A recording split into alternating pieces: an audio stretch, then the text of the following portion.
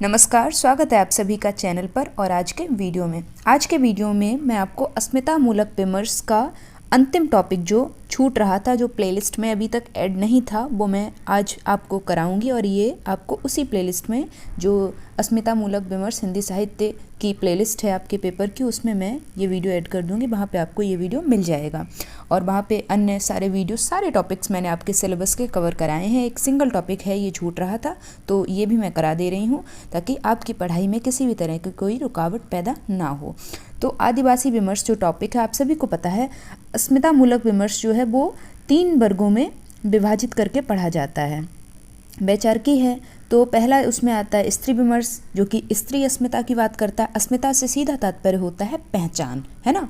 दूसरा आता है, कौन सा आता है, जो मैंने पढ़ा दिया है, दलित विमर्श आता है, जो कि दलित साहित्य की बात करता है या फिर दलितों के अधिकारों की बात करता है, दलितों की अस्मिता की बात करता है ना। और उसके बाद में अंतिम बचता है, और ये सबसे अंत में आया भी था हिंदी साहित्य में, जो कि है आदिवासी विमर्श, जिस पे आज हम विस्तृत चर्चा करने वाले हैं।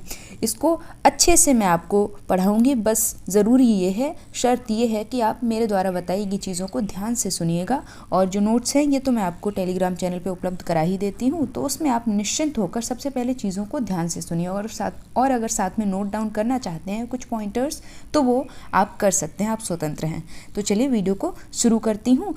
सबसे पहले मैं बात करूँगी आदिवासी विमर्श पर, मोटे तौर पर थोड़ी सी, कि आदिवासी विमर्श क्या है, क्योंकि किसी भी टॉपिक में अंदर जाने से पहले थोड़ी भूमिका बांधनी ज़रूरी होती है। तो चलिए अपने टॉपिक को शुरू कर लेते हैं।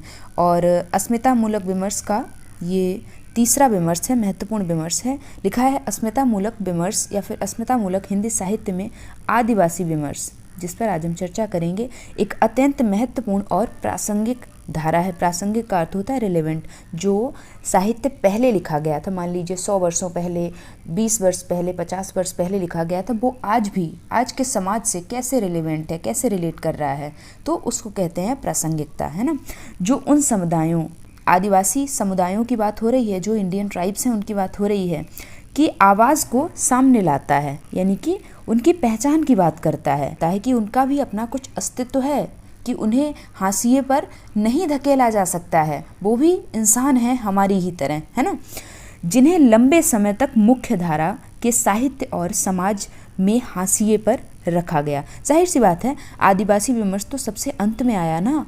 स्त्री विमर्श भी हिंदी साहित्य में आने में कितना समय लग गया आप सभी जानते हैं, दलित विमर्श भी और वहीं आदिवासी विमर्श भी। तो जाहिर सी बात है, ये मुख्य धारा के साहित्य से पहले वंचित रहे हैं। आदिवासी अर्थात किसी भूभाग के मूल निवासी। आदि का अर्थ होता है प्राचीन, वासी का अर्थ होता है वास करने वाला, निवास करने वाला।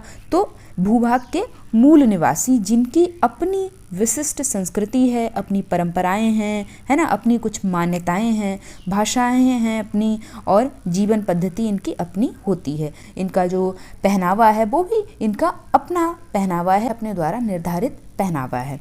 आदिवासी विमर्श इन्हीं समुदायों के अस्तित्व, अस्मिता, संघर्ष और अधिकारों को केंद्र में रखकर विकसित हुआ है। किसकी बात करता है आदिवासी विमर्श? आदिवासियों के अस्तित्व की, आदिवासियों की अस्मिता की, पहचान की, संघर्ष की और अधिकारों को केंद्र में रखकर, यानी कि इन सब चीज़ों की, इन चारों चीज़ों की मुख्य रूप में बात करता है, या फिर इन चारों विषयों को आदिवासी विमर्श के केंद्र में रखकर आदिवासी साहित्य का सृजन किया जाता है। समझ गए आप लोग मोटे तौर पर आदिवासी हिंदी साहित्य क्या होता है। अब आ जाते हैं इसके स्वरूप पर, और इसके बाद में बात करेंगे आदिवासी विमर्श की अवधारणा पर, और उसके बाद में मैं आपको कुछ मुख्य रचनाएं और रचनाकारों के नाम बता दूंगी, ताकि आप अपनी परीक्षा में कुछ रचनाएं लिख कर आएँ, जिससे आप अधिक अंक प्राप्त करें, है ना। तो चलिए शुरू करती हूँ अपना पहला टॉपिक, आदिवासी विमर्श का स्वरूप। लिखा है आदिवासी विमर्श का स्वरूप बहुआयामी और संघर्षशील है। इसमें कई प्रमुख विशेषताएं देखने को मिलती हैं। जो 4-5 विशेषताएं हैं उनको मैंने बिंदुवार तरीके से नोट्स में संकलित किया है, तो चलिए इनको देख लेते हैं। तो सबसे पहले इसमें अस्मिता की खोज सबसे प्रमुख है यही, और इसीलिए सबसे पहले रखी भी गई है। अस्मिता यानी पहचान ही तो सबसे पहले आएगी ना, उसके बाद ही आगे की चीज़ों पर बात की जाएगी, है ना। जब तक किसी व्यक्ति को कोई पहचान ही नहीं मिलेगी, तब तक उसकी समस्याओं पर बात तब तक उसकी समस्याओं पर बात कैसे की जा सकती है ना। तो सबसे पहला और सबसे महत्वपूर्ण बिंदु हो जाता है अस्मिता की खोज। ठीक है, आगे लिखा है आदिवासी समाज अपनी पहचान को स्थापित करने के लिए संघर्ष करता है। क्या क्या प्रश्न उठते हैं? हम कौन हैं? अस्मिता की बात हो रही है ना, हम कौन हैं, हमारी पहचान क्या है, ये प्रश्न इस विमर्श के केंद्र में निरंतर बने रहते हैं। ठीक है, अगला बिंदु क्या है? शोषण के विरुद्ध प्रतिरोध। अब सबसे पहले बात हो गई अस्मिता पर, है ना। दूसरी बात आएगी अब उनकी समस्याएं क्या हैं। तो समस्या क्या है? शोषण। किसके द्वारा शोषण? तो उस सभ्यता के द्वारा शोषण हो रहा है जो समाज की मुख्य धारा से जुड़ी हुई है ना, जो विकसित हो चुके हैं उनके द्वारा शोषण किया जा रहा है। तो उसके विरुद्ध प्रतिरोध, यानी कि उसके विरुद्ध एक आवाज़ उठाना, उसके विरुद्ध एक स्वर। आगे लिखा है आदिवासी समुदायों का शोषण विभिन्न स्तरों पर हुआ है। किन किन स्तरों पर? सबसे पहले तो आर्थिक स्तर पर, दूसरा सामाजिक स्तर पर और तीसरा राजनीतिक स्तर पर। साहित्य में यह शोषण तीव्रता से व्यक्त होता है और इसके विरुद्ध विद्रोह की भावना भी दिखाई देती है। जाहिर सी बात है, फिर चाहे आप स्त्री विमर्श की बात करें या फिर दलित विमर्श की बात करें, दोनों में ये चीज़ें दिखाई देती हैं। विद्रोह की भावना तो तीनों ही विमर्शों के केंद्र में शुरू से अंत तक बनी ही रहती है ना। शोषण के विरुद्ध आवाज़ स्त्री विमर्श में भी उठाई गई है, दलित विमर्श में भी उठाई गई है और सिमिलरली आदिवासी विमर्श में भी उठाई गई है। आगे बढ़िए, अगला बिंदु है। अगला बिंदु क्या है? आदिवासी जीवन का प्रकृति से गहरा संबंध होता है। प्रकृति से जुड़े हुए होते हैं, प्रकृति से जुड़े हुए होते हैं। प्रकृति को कभी हानि आदिवासी समुदाय नहीं पहुंचाता है। उनके लिए जंगल, नदी और पहाड़ केवल संसाधन नहीं हैं, बल्कि जीवन का आधार और सांस्कृतिक पहचान का हिस्सा हैं। इसीलिए आपने अगर कई ट्राइब्स के बारे में पढ़ा है, आपको कई जो भारतीय जनजातियां हैं उनके बारे में आपको पढ़ना चाहिए खुद से जाके, तो आपको पता चलेगा कि जैसे हम ईश्वर को पूजते हैं तो इनके लिए प्रकृति ही इनका ईश्वर है। तो समझिए, इनके लिए प्रकृति केवल संसाधन नहीं रह गई है, जैसे कि जल है या फिर नदी है या फिर पहाड़ है, जो कि हमारे लिए संसाधन के रूप में है ना। इनके लिए ये संसाधन मात्र नहीं है, एक तो इनके जीवन का आधार भी यही है, क्योंकि ये जंगल में ही वास करते हैं। अब जंगल ही नहीं रहेंगे तो ये रहेंगे कहाँ? देखिए ना, है ना, ये सवाल उठता है। दूसरा, सांस्कृतिक पहचान का हिस्सा है, इसीलिए प्रकृति को ये पूजते हैं। इसलिए आदिवासी विमर्श में प्रकृति के साथ उनका आत्मीय संबंध स्पष्ट रूप में झलकता है। ठीक है, अगले बिंदु पर आते हैं। चौथा बिंदु क्या है? इसमें यानी कि आदिवासी साहित्य में सांस्कृतिक विशिष्टता का संरक्षण महत्वपूर्ण है। आदिवासी समाज की अपनी लोक परंपराएं हैं, ये तो मैंने ऊपर बताया ही था।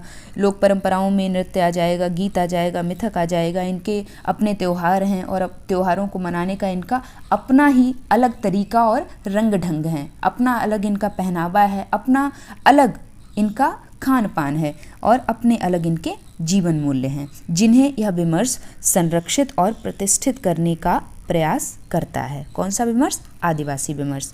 आगे बढ़िए, अगला यानी कि पांचवा बिंदु क्या है? पांचवा बिंदु है विस्थापन की समस्या। विस्थापन की समस्या को मैं सबसे पहले आपको समझाऊं। समझिए, कोई एक आदिवासी समुदाय है, कोई एक टुकड़ी है, वो जंगल में या फिर किसी, जाहिर सी बात है ये ऐसे ही स्थान पर वास करते हैं ना, घर। तो अगर वो जंगल काटा जाए, किसके लिए काटा जाए? मान लीजिए वहाँ पर कोई फैक्ट्री डालनी है, ठीक है, या फिर कोई बांध इत्यादि बनाना है, जो कि अक्सर जंगलों इत्यादि वाले इलाके में बनाए जाते हैं। तो विस्थापन की समस्या वहीं से तो पैदा होगी ना। इनका जो स्थान है, इनका जो रहने का स्थान है, इनका तो जंगल ही घर है, वहाँ से तो इन्हें विस्थापित कर दिया जाएगा। तो एक विस्थापन की समस्या पैदा होती है। आदिवासी विमर्श के अंतर्गत इस समस्या पर भी आवाज़ उठाई गई है। इस विमर्श का केंद्रीय तत्व भी ये रहा है। आधुनिक विकास योजनाओं, लिखा है ना, जैसे कि बांध है, खनन और उद्योग के कारण आदिवासी अपने मूल स्थानों से हटाए गए, जिससे उनकी सामाजिक और सांस्कृतिक संरचना प्रभावित हुई है। तो ये अब आप बिंदु समझ गए होंगे अच्छे से। तो आदिवासी विमर्श का स्वरूप अब आप अच्छे से समझ गए होंगे, एक रूपरेखा आपके दिमाग में बन गई होगी। अब बात कर लेते हैं डिटेल में आदिवासी विमर्श की अवधारणा पर। ठीक है, यहाँ पर आप आदिवासी विमर्श को और बेहतर ढंग से समझ जाएंगे। तो आदिवासी विमर्श एक ऐसी वैचारिक प्रक्रिया है जिसके माध्यम से आदिवासी समाज के जीवन संघर्ष, शोषण, उपेक्षा और उनकी सांस्कृतिक विशिष्टता को अभिव्यक्ति, यानी कि अभिव्यक्ति का तात्पर्य क्या होता है, आवाज़, अभिव्यक्ति दी जाती है। यह विमर्श केवल सहानुभूति तक सीमित नहीं है कि रचनाकारों द्वारा, साहित्यकारों द्वारा उनके प्रति एक सहानुभूति का भाव प्रकट कर दिया गया। सिर्फ ये वहाँ तक सीमित नहीं है, बल्कि यह आदिवासियों के अपने अनुभवों यानी कि स्वानुभूति पर आधारित है। इसमें उनकी अब 3 बिंदु हैं महत्वपूर्ण, क्या, अस्मिता, अस्तित्व और अधिकार। इन पर विस्तृत चर्चा देखने को मिलती है। ये मैंने ऊपर आपको बताया था जब मैंने इसका स्वरूप बताया था, तो अब आप ये आसानी से समझ पा रहे होंगे। दूसरा आ जाता है अस्तित्व यानी कि एग्जिस्टेंस। तीसरा आता है अधिकार, यानी कि उनके भी तो कुछ मूल अधिकार है ना, कि उन्हें कहीं से भी उठा के कहीं पे भी पटक दिया गया। जो विस्थापन की समस्या है वो ऐसे ही तो पैदा होती है। तो ये सारे जो अधिकार हैं, जैसे उनके क्षेत्र में, क्योंकि वो हमारी भाषा नहीं समझते हैं, कोई व्यक्ति ऐसे ही घुस जाए जबरन, तो उनके लिए ये चीज़ बिल्कुल सहज नहीं होगी। वे उस पर आक्रमण भी करेंगे, वे अपने को सुरक्षित रखने के लिए, क्योंकि उन्हें नहीं पता है ना कि हम उन्हें चोट पहुँचाने के उद्देश्य से नहीं गए हैं जंगल में, उन्हें ये चीज़ नहीं पता है। तो उनके कुछ जो अधिकार हैं उन पर आदिवासी विमर्श के अंतर्गत बात की जाती है। आगे बढ़िए, आगे लिखा है, यह विमर्श यानी कि आदिवासी विमर्श जो है मुख्यतः उस ऐतिहासिक अन्याय के विरुद्ध प्रतिरोध है जिसमें आदिवासी समुदायों को उनके जल, जंगल, जमीन से वंचित किया गया या फिर विस्थापित किया गया। औपनिवेशिक काल से लेकर स्वतंत्रता के बाद, यानी कि सन 1947 की बात हो रही है, तो औपनिवेशिक काल से स्वतंत्रता के पश्चात तक विकास की नीतियों ने उनके जीवन को गहराई से प्रभावित किया है, जिसके परिणाम स्वरूप विस्थापन, गरीबी और सांस्कृतिक संकट उत्पन्न हुए हैं। आगे आइए, आगे लिखा है, आदिवासी विमर्श का मूल लक्ष्य उन कारणों की खोज है जिनके कारण आदिवासी अस्मिता संकट में है। आदिवासी अपना जल, जंगल और जीवन छोड़ने को विवश हैं। पूंजीवाद एवं वर्चस्ववादी सत्ता किस प्रकार आदिवासी समाज का शोषण करती है, उनके हितों को हाशिए पर डाल देती है तथा भूमंडलीकरण की प्रक्रिया में किस प्रकार आदिवासियों की जीवनदायी शक्तियों एवं स्रोतों का विनाश कर आदिवासियों को पलायन एवं विस्थापन के लिए विवश किया जाता है। इसका सूक्ष्म विश्लेषण आदिवासी विमर्श में मौजूद है, या फिर आदिवासी विमर्श में इसका सूक्ष्म विश्लेषण किया जाता है। समकालीन हिंदी कविता में आदिवासी विमर्श का स्वर सुनाई देता है। अब समझिए कितना समय लग गया आदिवासियों पर बात होने में। समकालीन हिंदी साहित्य में इन्हें जाके आवाज़ मिल पाती है, तो आप समझ पा रहे होंगे कितना समय लग गया आदिवासी विमर्श को हिंदी साहित्य की मुख्य धारा से जुड़ने में, है ना। आदिवासियों का जो दर्द है उसको निर्मला पुतुल आप सभी जानते होंगे, आदिवासी लेखिका हैं। इनका नाम आप सभी ने सुना होगा और आपके सिलेबस में इनकी एक कविता भी संकलित है, वो मैंने पढ़ा रखी है, आप जाके पढ़ सकते हैं। तो इनकी कुछ पंक्तियों के माध्यम से विस्थापन और पलायन के दर्द को हम समझ सकते हैं। लिखा है, धरती के इस छोर से उस छोर तक मुट्ठी भर चावल के लिए दौड़ती हाँफती भागती तलाश रही हूँ निरंतर अपनी ज़मीन, अपना घर, अपने होने का अर्थ। आप समझिए, यहाँ से सिर्फ और सिर्फ विस्थापन और पलायन का दर्द नहीं दिखाई दे रहा है, बल्कि यहाँ से अपने होने का अर्थ, अस्मिता की भी बात हो रही है, पहचान की भी बात हो रही है। निरंतर एक संघर्ष दिखाई दे रहा है निर्मला पुतुल की इन पंक्तियों में। जो आदिवासियों का दर्द है वो बयां हो रहा है, इसको आप समझ गए होंगे अब अच्छे से। और ये पंक्तियां आप नोट डाउन ज़रूर कर लेना, बहुत ही रिलेवेंट पंक्तियां हैं और आप परीक्षा में लिख कर आएंगे तो अच्छा इंप्रेशन पड़ेगा एग्जामिनर पे। अब चलिए आगे बढ़ते हैं और आदिवासी विमर्श की अवधारणा के जो 3 प्रमुख मत हैं उनके माध्यम से इस टॉपिक को और अच्छे से समझ लेते हैं। उसके बाद मैं आपको प्रमुख रचनाकार और रचनाएं बताऊंगी, फिर हमारा वीडियो ओवर हो जाएगा। तो पहला जो मत है वो है आदिवासी विषय पर लिखा गया साहित्य आदिवासी साहित्य है, यानी कि किसी आदिवासी लेखक या फिर किसी गैर आदिवासी लेखक के द्वारा जो साहित्य सृजन किया गया आदिवासियों के संदर्भ में या फिर उनकी आवाज़ उठाई गई, तो वो आदिवासी साहित्य कहलाएगा। पहला मत ये कहलाता है, पहला मत ये है। दूसरा मत क्या है, दूसरा मत है आदिवासियों के द्वारा लिखा गया साहित्य आदिवासी साहित्य है। ये तो आप तीनों विमर्शों के अंतर्गत देखते होंगे। दलित विमर्श में भी स्वानुभूति और सहानुभूति की बात आती है कि दलित रचनाकारों के द्वारा जो साहित्य लिखा गया उसी को दलित साहित्य मानना चाहिए। वहीं कुछ आलोचक कहते हैं कि दलितों के अधिकारों को उठाते हुए दलित रचनाकार हों या फिर गैर दलित रचनाकार हों, वो साहित्य क्या कहलाएगा? दलित साहित्य कहलाएगा, है ना। तो इसी तरह से यहाँ पे भी आलोचकों के विभिन्न मत हैं। तो उसमें से पहला मत है कि आदिवासी विषय पर लिखा गया साहित्य आदिवासी साहित्य कहलाएगा, भले ही वो आदिवासी लेखक द्वारा लिखा गया हो या फिर गैर आदिवासी रचनाकार के द्वारा। ठीक है। दूसरा मत क्या है कि आदिवासियों के द्वारा लिखा गया साहित्य ही आदिवासी साहित्य है। फिर यहाँ पे क्या चीज़ आ जाती है? यहाँ पे स्वानुभूति आ जाती है, निजी अनुभूति जिसको कहते हैं। ठीक है, आगे आइए। तीसरा जो मत है वो है आदिवासियत, यानी कि आदिवासी दर्शन के तत्वों वाला साहित्य ही आदिवासी साहित्य है। फिर यहाँ पे भी वही बात आ जाती है, किसी ने भी लिखा है, फिर चाहे वो आदिवासी रचनाकार हो या फिर गैर आदिवासी रचनाकार, लेकिन उसमें आदिवासी दर्शन के तत्व मौजूद होने चाहिए। ठीक है, तो वो आदिवासी साहित्य की श्रेणी में रखा जाएगा। अब आप तीन बिंदुओं को अच्छे से समझ गए होंगे, इन पर अब विस्तृत चर्चा कर लेती हूँ। तो जो पहला पॉइंट है या फिर पहला मत है वो क्या था? वो है आदिवासी विषय पर लिखा गया साहित्य आदिवासी साहित्य है। तो ये जो अवधारणा है गैर आदिवासी लेखकों की है, परंतु समर्थन में कुछ आदिवासी लेखक भी हैं। उदाहरण यहाँ पर दिए गए हैं। ये प्रमुख आदिवासी लेखक हैं, इनके आप नाम नोट डाउन कर लीजिएगा। पहला नाम है रमणिका गुप्ता, महत्वपूर्ण नाम है। ठीक है, दूसरा नाम है संजीव, तीसरा नाम है राकेश कुमार सिंह, चौथा नाम है महुआ माझी, अगला नाम है गणेश देवी। इनकी मैं भी आपको रचना भी बता दूंगी, ये महत्वपूर्ण नाम है। तो ये कुछ गैर आदिवासी लेखक हैं। अब आ जाइए आदिवासी लेखक कौन कौन है प्रमुख? तो हरिराम मीणा महत्वपूर्ण नाम है, मार्क करिए। महादेव टोप्पो और IV हांसदा, ये नाम बेहद महत्वपूर्ण है, इसको आप अपने दिमाग में बिठा लीजिएगा। इनकी मैं भी आपको रचनाएं भी बता दूंगी। ठीक है, अगले बिंदु पर आइए, यानी कि हमारी जो दूसरा मत है। दूसरा मत क्या था? आदिवासियों के द्वारा लिखा गया साहित्य ही आदिवासी साहित्य। स्वानुभूति की बात, स्वानुभूति की बात इसलिए क्योंकि जैसे दलित रचनाकारों का मानना था कि जब तक आप उस शोषण को महसूस नहीं करेंगे, लिखा है ये अवधारणा उन आदिवासी लेखकों और साहित्यकारों की है जो जन्म से और स्वानुभूति, यानी कि जिनका जन्म ही आदिवासी समुदाय में होता है। यहाँ पर निजी अनुभव की बात हो जाती है, जो मैंने ऊपर अभी की थी, के आधार पर आदिवासियों द्वारा लिखे गए साहित्य को ही आदिवासी साहित्य मानते हैं। ये मत किसका है? ये मत आदिवासी लेखकों का है। ठीक है, आगे बढ़िए। तीसरा जो मत है वो क्या है, इस पर भी बात कर लेते हैं। तीसरा मत है आदिवासियत, यानी कि आदिवासी दर्शन के तत्व अगर किसी भी साहित्य में मौजूद हैं तो वो आदिवासी साहित्य की श्रेणी में रखा जाएगा।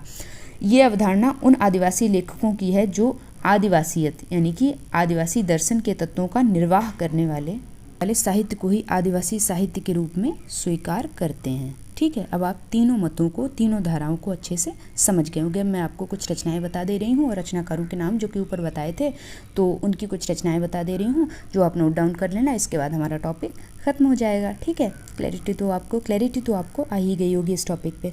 तो प्रमुख रचनाकार और रचनाएं कौन कौन सी हैं? पहला नाम आ जाता है रमणिका गुप्ता, गैर आदिवासी लेखक हैं, ऊपर भी नाम इनका आया था। आदिवासी शौर्य एवं विद्रोह। दूसरी रचना है आदिवासी विकास से विस्थापन। तीसरी है आदिवासी साहित्य यात्रा। चौथी है आदिवासी कौन, और पांचवी है आदिवासी अस्मिता संकट। इसके बाद में दूसरा जो नाम है वो है गंगा साहे मीणा का। इनकी जो रचना है आदिवासी साहित्य विमर्श। अगर आपको आदिवासी साहित्य को अच्छे से समझना है तो आपको पढ़नी चाहिए ये रचना। अगला नाम जो है वो है हरिराम मीणा, महत्वपूर्ण नाम है, आदिवासी लेखक हैं। आदिवासी दुनिया, इसके बाद में डांग, इनका रचनाकाल भी दिया गया है। इसके बाद में अंतिम जो नाम है वो है गणेश देवी।